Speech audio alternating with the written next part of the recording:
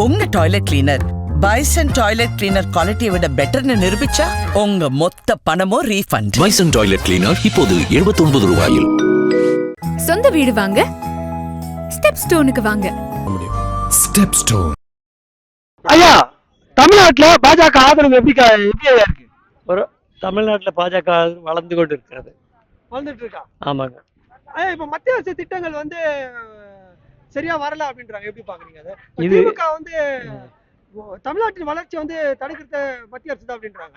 Sir, திமுகவுடைய கொள்கையே இது மாதிரி வெறும் விளம்பர பப்ளிசிட்டி கவர்மெண்ட் ஆச்சுங்களா? அது யாரும் நம்பருக்கு இல்லை. ஏன்னா இந்த மது ஒன்றே போகுது சமுதாயத்தை கெடுக்கிறதுக்கு ஆச்சுங்களா? நான் வந்தால் படிப்படியாக க்ளோஸ் பண்ணிட்டு படிப்படியாக பாருகள் எடுத்து பண்ணிட்டு போகிறான். எதிர்கால சமுதாயமே இன்னும் ஹைஸ்கூல்லேருந்து காலேஜ் வரைக்கும் ஸ்டூடெண்ட்டுகளே மது கடுமையாகிற காலம் நெருங்கிட்டு இருக்குது ஆச்சுங்களா? கூடி விரைவில் இந்த ஆட்சி மாறினாத்தா இந்த நாட்டுக்கு நல்லது, தமிழ்நாட்டுக்கு நல்லது. அகற்ற முடியாதுன்னு சொல்றாரு. திமுக எப்பவுமே அதில் குறைச்சலே இருக்காதுங்க. அது கலைஞர் வேற, அது கூட ஒரு நன்மை நல்லது நல்லா இருந்தது. இவங்க எல்லாமே சொல்லுவாங்க சார். தேர்தல் வாக்குறுதி எல்லாம் சொன்னாங்க 500க்கு மேலே. நான் ஒரு தடவை சொன்னா 500க்கு மேலே பண்ணியாச்சுங்கிறாங்க, ஒரு தடவை சொன்னா 80% பண்ணியாச்சுங்கிறாங்க. என்னத்தை உருப்படியாக பேர் வேணா இருக்குது அவருடைய பேர்ல வரும். முதல்வரின் திட்டம், முதல்வரின் அது இது எல்லாம் பேர்ல வரும். பட் நடைமுறை சாத்தியம் பண்ணுங்க. நான் வேணும்னு சொல்லவில்லைங்க. இருக்க நாட்டினோட நடைமுறை இந்த எதிர்கால சமுதாயம், நாட்டினுடைய மக்களுக்கு பாதுகாப்பு. இந்த காவல்துறையில என்ன அன்றாட கொள்ளை நீங்க பாக்குறீங்களா சார்? நீங்களும் பாக்குறீங்க இல்லையா? அதெல்லாம் பார்த்தா ரொம்ப கஷ்டமா இருக்குது. ஏன்னா மக்கள் வரி பணத்தை நல்லா பண்ணுங்களே, வாக்குறுதிகளை நிறைவேற்றுங்களே. நாட்டு மக்கள் நமக்கு என்ன இந்த கட்சி மேல இதா என்ன வாக்குறுதி கொடுக்குறீங்களோ வாக்குறுதி படிப்படி நிறைவேற்றுங்க. நாட்டுக்கு நல்லதை பண்ணுங்க சார். அக்ரிக்கு வேறு இப்போ ஒன்றும் வேண்டாம். இந்த மழை நாள் நெல் விவசாயிகள்லாம் நாங்கள்லாம் விவசாயி தான். எங்களுக்கு நெல் இல்லை. அந்த நெல் இருக்கிற ஏரியாவிலாம் பாவம், அந்த விளைஞ்ச நெல் விதையெல்லாம் முளைச்சு அதுக்கு ஒரு சரியான பாதுகாப்பு குடோன் கிடையாது. அதுக்கு சரியான நஷ்டீடு இன்னும் கொடுக்கல. சொல்றாங்களோ இல்லையா, எதுவும் வந்து சேர்ற மாதிரி இல்லை. அதனால இந்த அரசு வந்து இன்னைக்கு சார் முடி போற நேரத்தில் என்ன பண்ண போறாங்க? அதனால மத்திய சர்க்கார் ஓரளவுக்கு ஆறுதல் கொடுத்துட்டு வர்றாங்க. 10 ஆண்டு காட்சி பரவாயில்ல சார். என்ன யாரும் என்ன வேணா சொல்லிட்டு என்னை பொறுத்த வரைக்கும் நான் சொல்றேன். மோடி திட்டங்கள் உங்களை ஈர்த்தது என்ன? மோடி திட்டங்கள் ஈர்த்துன்னு சொன்னீங்கன்னா, அப்படி பார்த்தீங்கன்னா விவசாயிகளுக்கு வருஷத்துல 6000 பணம் கொடுக்காங்க. அந்த பணம் வளர்த்துட்ருங்க. பணம் போக என்னன்னா நாட்டு மக்களுக்கு வந்து ஒரு நிம்மதியான ஒரு இப்போ நாடு இந்தியாங்கிற போது வெளிநாட்டோட ஒப்பிடும்போது இனியும் இந்தியாவுக்கு தனிப்பெரு ஒரு பேர் இருக்குது. மோடியினால அது காப்பாற்றப்படுது. அதான் சொல்லுவேன் நான். அது போதும் இல்லையா நாட்டை காப்பாத்துறதுக்கு? நாட்டுக்கு சரியான தலைமை அவருதே என்னை பொறுத்த வரைக்கும். இளைஞர்கள் ஏன் வந்து பாஜக இணையணும்னு நினைக்கிறீங்க? ஏன் வந்து இளைஞர் ஆதரவு வேணும்? அவங்க என்னமோ ஒரு நம்பிக்கை, நல்ல திட்டங்கள் கொண்டு வருவாங்க, நம்பிக்கையில் தான் அப்படிதான் போயிட்டு இருக்குது. இளைஞர்கள் ஆதரிக்கிறாங்களா? ஆதரிக்கிறாங்க. அப்படியே ஒரு சிலர் வந்து மாற்று கட்சி போறவங்க மாற்று இருக்கிறது தான். இருந்தாலும் அதனுடைய வளர்ச்சி வந்து தடுக்க முடியாது.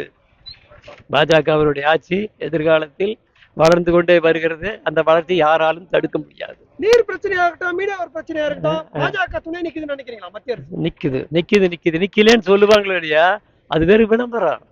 நிக்குது சார். ஆனா இப்ப மொழி கலாச்சாரத்தை பாதுகாக்குதுன்னு நினைக்கிறீங்களா பாஜக? ஏன் காது ஆதரவா நிக்குதா? கண்டிப்பா நிக்கும். ஆனா தமிழ்நாட்டில் பாஜக ஆதரவு எப்படின்னு இருக்கு? தமிழ்நாட்டுல பாரதிய ஜனதா கட்சியினுடைய ஆதரவு தமிழ்நாட்டில் இருக்கிற மக்கள் மட்டும் இல்ல, தமிழ்நாட்டுல ஆண்டுகிட்டு இருக்கிறவங்களும் சரி, தமிழ்நாட்டுல ஏற்கனவே ஆண்டவங்களும் சரி, தமிழ்நாட்டுல இப்பொழுது ஆள துடிக்கிறவங்களும் சரி, பாரதிய ஜனதா கட்சி தமிழ்நாட்டுல எப்படி வளர்ந்துகிட்டு இருக்குது, அசுரனை போல் வளர்ந்துகிட்டு இருக்குதுன்னு சொல்லி திமுகவினுடைய உச்சபட்ச ஒரு தலைவரே சொன்னாரு. அதுல இருந்தே தெரியுது பாரதிய ஜனதா கட்சி இந்த தமிழ்நாட்டுல எப்படி வளர்ந்துட்டு இருக்குதுன்னு. உங்களுக்கே தெரியாதா என்ன? பாஜக தலைவர்களை மக்கள் இப்ப எப்படி பாக்குறாங்க? பாரதிய ஜனதா கட்சியினுடைய தலைவர்கள் இங்க இருக்கக்கூடிய திராவிட முன்னேற்ற கழகத்தில் இருக்கக்கூடிய தலைவர்களை போல இப்ப ஒன்றும் எப்ப வேற வேணாலும் வாய்க்கு வந்ததெல்லாம் பேசக்கூடிய தலைவர்கள் இல்ல.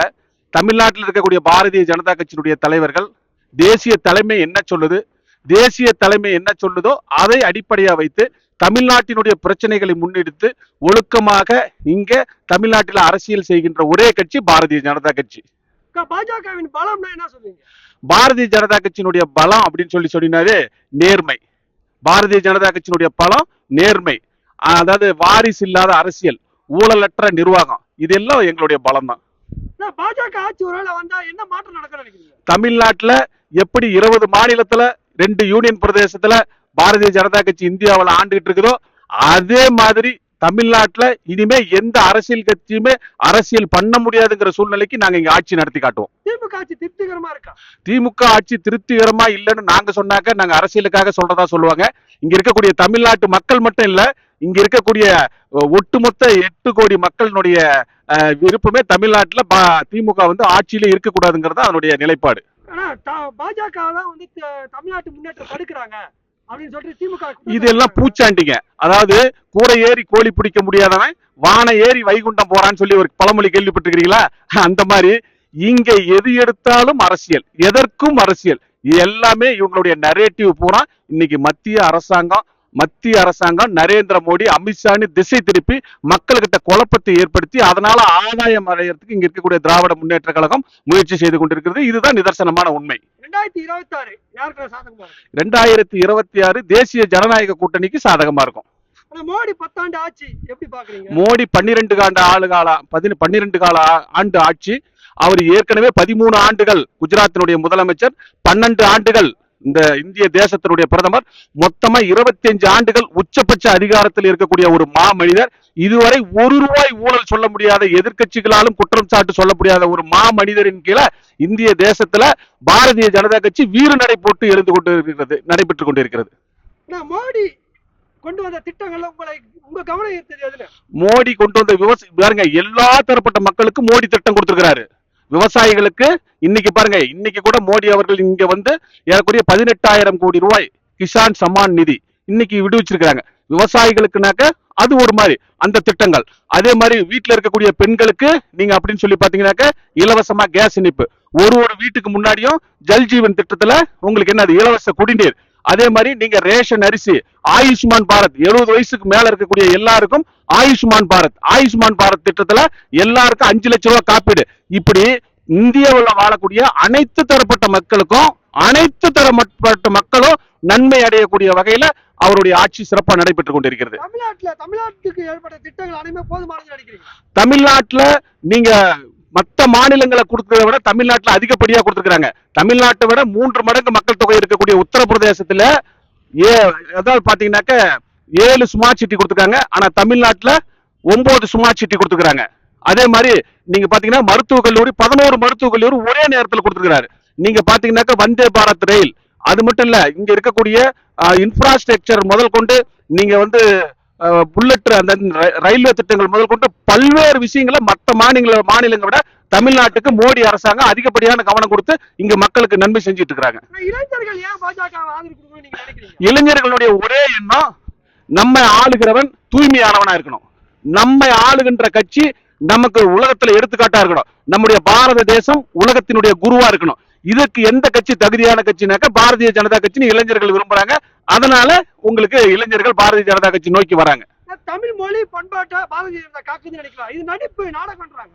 பாருங்க, நான் தான் முன்னே உங்ககிட்ட இந்த கருத்தை சொன்னேன். தமிழ எங்கேயுமே இது வரைக்கும் இந்தியாவில 75 ஆண்டு கால சுதந்திர வரலாற்றுல எந்த பிரதமர் உலக அளவுல தமிழை கொண்டுட்டு போயிருக்கிறாரு?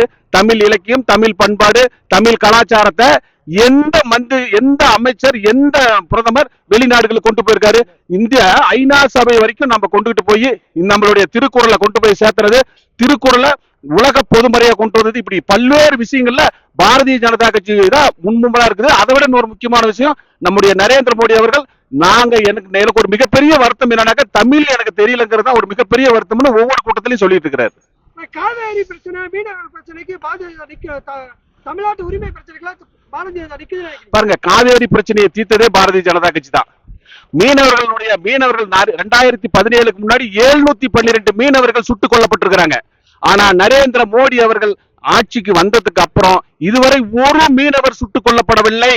அதை விட 5 மீனவர்கள் நாளைக்கு தூக்குன்னு சொல்லலாம் இன்னைக்கு விடுவிச்சு இந்திய தேசத்துக்கு கொண்டு வந்தவரு நம்முடைய நரேந்திர மோடி. இதை விட வேற என்ன வேணும் உங்களுக்கு?